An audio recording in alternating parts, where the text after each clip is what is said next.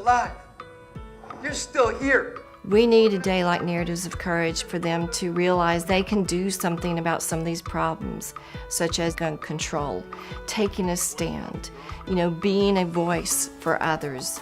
It is so important for these young people to understand that and become positive.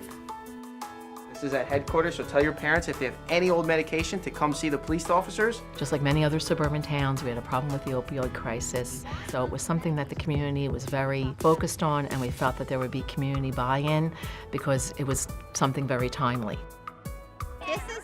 They were so excited to eat their salads because they made it. From our bowl, we have a lot. They picked it. They washed it. They cut it. They worked hard for it, and I think that made it taste better. Attention! Many students come from homes where there's no structure. Our parents are so busy working, they don't have the time to give the love and attention and guidance to properly prepare their sons and daughters. We feel that vacuum to a great extent. Hi there, and welcome back to Classroom Close-Up New Jersey. I'm your host, Sean Spiller. Even though we humans rose to the top of the food chain long ago, life has been fraught with challenges. With all our advances, we're still susceptible to countless diseases and vulnerable to injury, often from our own devices. In our favor is a capacity to learn from our mistakes and to form bonds within our communities, where we find consolation and inspiration. Today, we'll focus on school programs that reflect our inherent potential to overcome adversity and our unyielding passion to take care of one another. We'll begin in Watchung with these narratives of courage. And I remember the doctor just kind of shaking his head and looking down. He said, Scott, I'm sorry to tell you this, but you will never walk again. And I remember hearing these words, and right away my mind got a hold of this. That's where I was living life at the time. And my mind said, my life is done. I can't do this. But then in the doctor's next breath, he said, you're a very lucky young man. I said, lucky? Narratives of Courage is a day set aside for our students to have a day that brings hope. The speakers that come to us have been through horrific events in their lives. And instead of turning it into a negative, they turn it around and they promote positiveness. And they really do show our students that we don't have to be angry when things happen to us that aren't so good, that we can turn things around and we can live a different way and live a better way. He said, Scott, in the 11 documented cases before yours, 7 of those malformations, 7 of those type of strokes occurred in the brain and went down. He then proceeded to tell me that those people never lived. For some of these kids, and I'm going to say a lot of these kids, we're just enough on the periphery. We're not family, we're not necessarily friends, we're not teachers, we're not coaches, but we're people just on the periphery enough in which sometimes they completely surrender and they put their trust in us based on what we've shared, based on a real quick connection that we've made. My heart said, Scott, you're still alive. You're still here. You still have the use of your hands, the use of your arms, your heart's still beating, your mind's still working. Even though some of the stories are sad, it's not a sad day because you're hearing stories of how people have overcome whatever adversity they've been given to make things better, to pay it forward and to not dwell on the negative, but to focus on the positive. An artist had done 9 paintings of each one of the individuals, and when I got to the picture of my mother covered with all these flowers, it was just hard. It was just hard to see all of that. My story is about my mother and my 2 cousins and a childhood friend that was killed in Emmanuel AME Church in Charleston, South Carolina on June 17, 2015. Our advocacy is to educate people about being responsible gun owners. 8 children are killed every day because some grown-up has not secured their guns. For them to have an opportunity to come face to face with people that have survived horrific things or have such a compelling story, they see that these things are really happening in the world, that people like me, we're everyday regular people better, trying to do something to invoke change because of what we've been through. On that day, over 100 of us were injured on and off the bus, and 17 innocent people were murdered, including everyone that was seated and standing around me. So I know that my time is not up and that my purpose is larger than anything I could have ever imagined. I have been escorting Shari Singer, and she is a survivor of a terrorism attack, and she was in a bus when there was a teenage suicide bomber, and he killed 17 people and injured like over 100. For them, it's really important that they hear many stories of not only my survival, but other things that are going on in the world where people are struggling and how they've overcome them. And I think that the title Narratives of Courage is really so appropriate. And I remember coming last year and sitting in on one or two of the other speakers and just really being in awe of what they're sharing and their message as well. As I looked at it, what made it a dilemma for me and what made it so powerful and so painful was the realization that any choice we made could lead to somebody's death. I've been escorting David Kaczynski. He was the Unabomber's brother who decided that he would go to the FBI and turn in his brother for being the Unabomber. Violence can never create a constructive change in the world. You can impose violence on somebody, you could do something to somebody. It's not going to change them, it's not going to make them better, it's not going to change the world. The only thing that can change the world is love and compassion. The message is, no matter how hard the decision is, do what you feel is right. Regardless of the world, hate is never gonna win. After we do this, we basically all take a moment to kind of reflect on what Narratives of Courage means to us and how we're gonna use it in the future. I think having that day to reflect and to think and to kind of internalize it and to personalize it, I think is really important. And hopefully take in some of these things that they've learned and apply it to their own lives. For every one thing you tell me is challenging about your life, one thing you tell me it's challenging about my life, I'm gonna tell you that there's 10,000 things that are awesome, not just good, but awesome about your life. I do think it has a lasting effect because, you can think about something maybe that's not going right in your world, and then you can think about one of these stories and say, wait, there's a better way, there's a better choice. And I do think it stays with the students. The back row was how close I sat.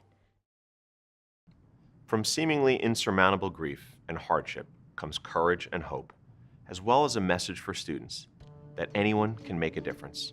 Often, it's a matter of choice.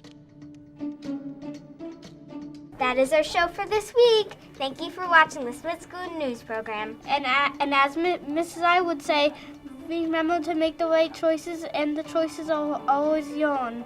Have a great weekend. And with that, the morning show kicks off a typical Friday at Anne Blanche Smith School here in Hillsdale. You probably noticed a reference to making choices. In fact, choice has a special significance for this school community. It's a notable theme infused into the curriculum. CHOICE is an acronym for Children Helping Others and Influencing Change Every Day.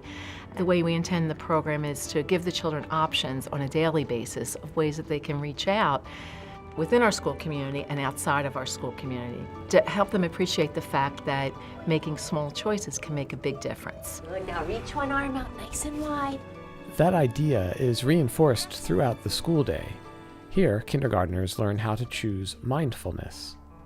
We really find from our youngest students all the way up through our 8th graders that they benefit from any strategy where they can learn to relax, where they can learn to center themselves. And it's interesting because some of the children who are the most resistant to it in the beginning end up being the biggest promoters of it. I am special. Orange. Orange, all right, we have orange. Orange is how do you choose teams fairly? The phys ed teacher incorporates character education in this exercise for first graders. Sometimes we put our shoes in, and then we go around and see which ones we want to be it. And it's a sequence, right? So it's eeny, meeny, miny, mo, or something like that. So that's a good way to choose a team fairly. The CHOICE program began as a substance abuse initiative back in 2015. Just like many other suburban towns, we had a problem with the opioid crisis. So it was something that the community was very focused on, and we felt that there would be community buy-in because it was something very timely. An early goal of the program was to install a permanent medication drop box in the borough. Rose Catton, the school nurse, was instrumental in the borough of Hillsdale obtaining their own drop box ahead of schedule. Originally, the Division of Consumer Affairs was handing out drop boxes free. However, there was a quite substantial waiting list.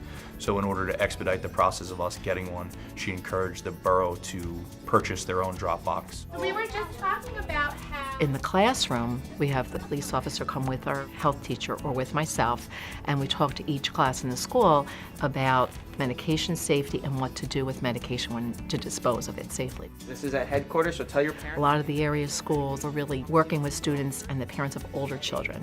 So we figured it's such a big problem, the opioid crisis, how much can we really possibly do? But when we reviewed the literature, we learned that there really wasn't much being done at the elementary school level across our country. All right, you're welcome. Thank you so much for sharing with us. Absolutely. It's all about how we can encourage children to make the right choices and influence change in a positive way. So when they're faced with choices as they get older, they will choose the right path. My name is Mr. Dan, and I'm here from Bayer. On this particular day, the third graders learned about medicine safety and participated in experiments led by a team of medication experts. All right, let's see what happens. Ready? It's going to the bottom. I'm going to assign each of you one of the medication safety rules that we talked about. Today I'm working with Mrs. Rosenbaum's 4th grade class, and we're discussing medication safety. Here at Smith School, we use the Smart Moves, Smart Choices program.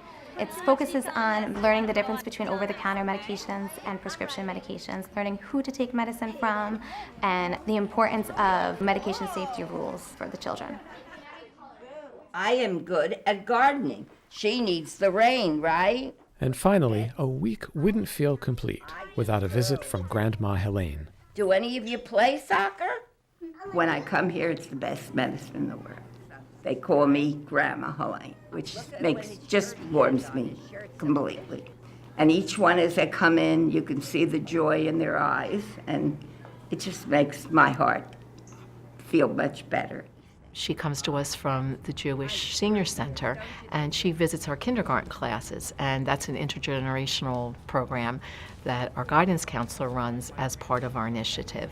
So we're going to take turns using our medicine. The choice program really would not have been possible without the collaboration of our entire school community, and that's really important because all of us worked very hard. We continue to work diligently, and I think we all look forward to continuing to work on this project and any others that we see would benefit our community. But it really is truly a team approach. It took a village, and I'm thankful that we've met some success. Come see the police officers, and we'll take care of the medication for them. When we return, life goes on in the Reimagination Garden, right after this.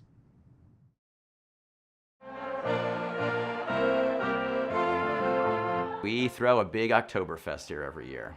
I would not be able to do this myself, obviously. Students and the parents help out, grilling up the brats and then keeping them warm, and there's a lot of fine-tuning in the kitchen, and they have to prepare the desserts and get them all plated. It's the true spirit of it, and the real spirit comes from the Oompa band that we have. And we have a dance later on that's called the Schnitzelbank. Oh, du schöne, oh, du schöne, oh, du schöne Schnitzelbank.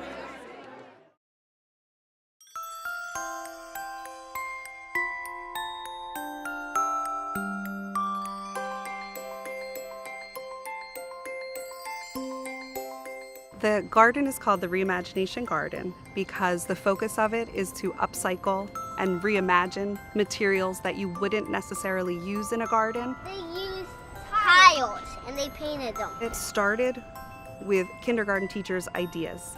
However, our plan was to include the whole school in its use. Those are peppers. Colleen Illy was the instigator throughout the whole project, and she really started from the beginning, and then as a kindergarten team member, we kind of got on board with her. When we first had our first meeting and she was showing us some ideas, at first I had to think outside the box.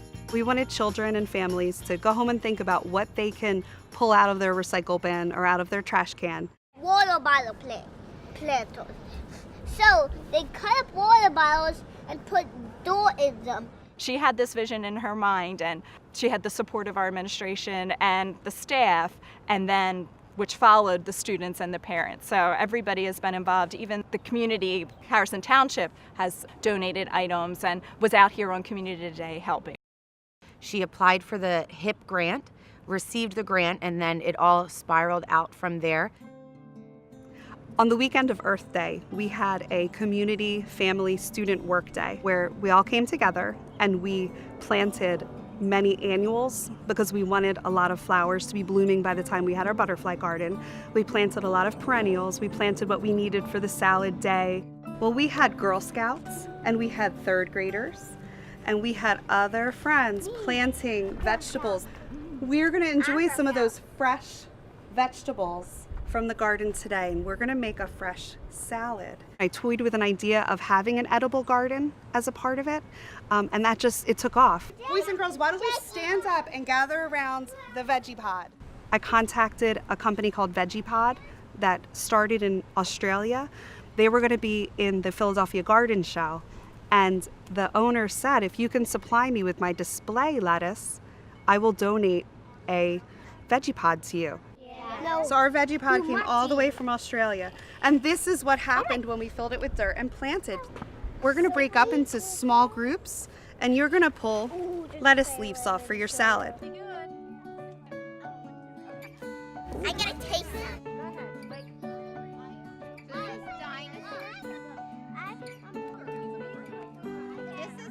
They were so excited to eat their salads because they made it. They picked it. They washed it, they cut it, they worked hard for it, and I think that made it taste better. Who tried something new today? I A bean, the pea pod? You've never had one before? And how did you like it? One of my favorite parts that's been added throughout our time here is really the work that the art teacher, Mrs. Moran, has really put into it. Recycling was a big part of this garden, and a lot of the projects that the art teacher has coordinated with the students from pre-K all the way up to third grade have incorporated things like old CDs, old bowling balls that she found. This down here was a bowling ball. The purpose of the garden is to have a place to go and have an outdoor classroom. We use it a lot for our science activities. In the fall, we were out here picking milkweed and looking for caterpillars. All this green stuff is milkweed. Yeah, we actually have a baby caterpillar in our garden. They love being out in the garden. They love leaving the classroom. They love leaving the walls of that room that we're in and day out. One of the greatest parts of this whole project is when I'm in my classroom looking out the windows and I see a teacher bring their class out and the children are running around with clipboards doing a project or using their laptops out here, some sort of project that they get to do in the fresh air, and their faces are so excited when they're out here. They're just naturally happy. It's dinosaur kale and it feels so bumpy, actually. I want them to learn how to create something from scratch and how to take pride in something they've built or created. I want them to see where their food comes from. I want them to understand how important farmers are. I want them to discover how things grow. The hands-on learning is so much more important than doing things with a worksheet, even more special than seeing it in a book. It's something that will stick with them. They will remember it until they're older. They will apply it to other things that they're learning.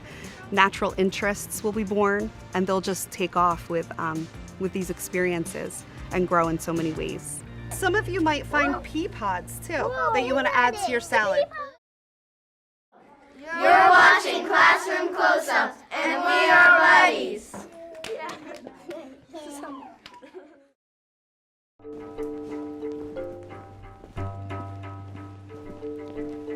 Battalion! Company! Attention!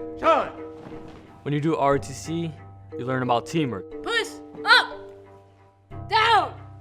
I think they do set the tone and set a standard and an example. You are the face. You are the future.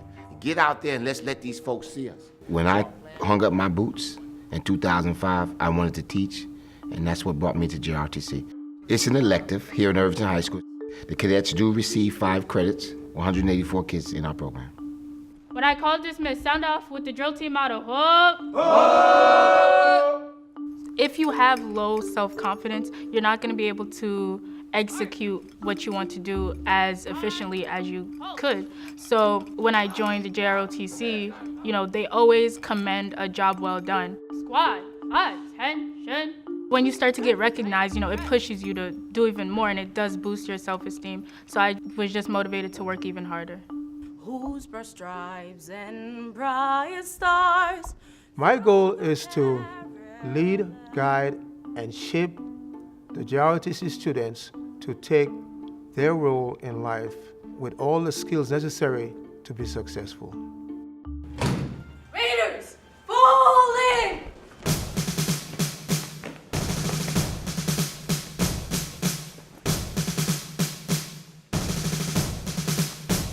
Clear.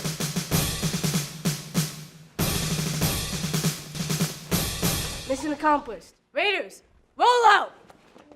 The Raiders, what you just saw them do, that was just a demonstration of the events that we do at competitions. Up, down. To me, JROTC is a segue from your teenage years to your adult years. There are skills that you're going to need as an adult that JROTC can provide for you. Junior ROTC falls under the physical education department at Irvington Public Schools. I find all the students enrolled in Junior ROTC, they want to be here. They go out on Saturdays and weekends and go to competitions, and we win more championships than any other athletic program in the entire school. But one of the greatest things I can say about JROTC, even though we're an elective, our kids learn so much.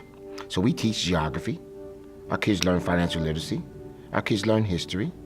We all know about English language, so they learn ELA. Math, they're on math. It's about academics to me first and foremost. How many years have you been in Irvington High School? 3 years, sir. 3 years. This is your last year. Yes, sir. But this is your first year in JROTC. Yes, sir. And this is the first year in high school you have made honor roll. Yes, sir. Many students come from homes where there's no structure. Our parents are so busy working, they don't have the time to give the love and attention and guidance to properly prepare their sons and daughters. We feel that vacuum to a great extent. I know a lot of young people, they might not have role models within their homes or even around them, like their friends might not be doing the right things. But Major Monroe and Sergeant Craig, they never hesitate to set you straight. I think what JROTC offers them, the relationships that my partner and I have with them, the relationship with their kids, that's what does it. Our ROTC kids are always together. It's a family, and they become a family. Junior RTC is a great program. It is student-led, so once we teach the students the basic techniques of leadership, they go and run the program themselves. We have Second Lieutenant Wolf. Congratulations. Thank you, sir. Being the battalion commander is the highest position, and also I have the highest rank. It is my job to ensure that the battalion is flowing smoothly. We're here to develop you guys and your character. So I would make sure every event, such as our drill teams, our raider teams, or community service, for instance, that we're running and operating smoothly. So our raider teams over the past years have been dominating. I actually invite them to things where most schools would probably put teachers in places to do the job. And I just say, Sergeant Craig, can you bring me some JROTC? Or can I have 10? Can I have 5? Can I have 20? I had 2 children who actually was a part of the program. The program actually taught my children to be independent. I mean, we had a student this year get into Harvard and MIT. Sergeant Craig was the County Teacher of the Year last year. Junior ROTC brings a sense of pride and recognition to our schools. It's an amazing program, and it builds character not only within the students in the program, but students throughout the entire building. They are the message for Irvington. You know, you read things in the paper and you hear about things happening in Irvington, but these students, they are Irvington, and they're what Irvington is all about. Last year, I wasn't in GRCC. I just always used to be in the hallways and skip class and never really paid attention. But now, I improved my study habits by quite a lot, so be average now. In the senior class, we have probably 5 of our kids that's going to graduate in the top 12. Top 12 is a big thing here in Irvington High School. Major Monroe and Sergeant Craig, the passion that they exhibit from day to day. It's not, I'm teaching a curriculum. Their goal is to teach students those lifelong skills that's gonna help them outside of Irvington High School. Once the kids begin to understand that we are there for them and we care, they come around. It brings joy to my heart to do the job I do. Yeah. Coming from an inner city, a lot of folks expect different things, or they expect the worst. My superintendent, she hears me say this all the time. I said, there's diamonds in Irvington. There's diamonds here. We just have to shine those diamonds, let the world see those diamonds shine. And that's what I care for, and that's what I want to do. I want to make them shine.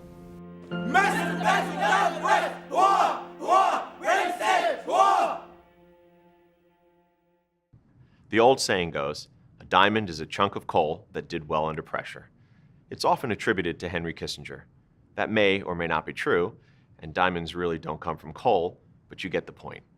Where there are young people in places like Irvington, you're sure to find educators who believe in them. In our small way, we're happy to share those shining diamonds with the world. You can always find more by visiting our website. Please remember to join us next week for the beginning of STEM and more inspiring stories from our great public schools. For Classroom Close-Up New Jersey, I'm Sean Spiller. See you soon. What made it so powerful and so painful was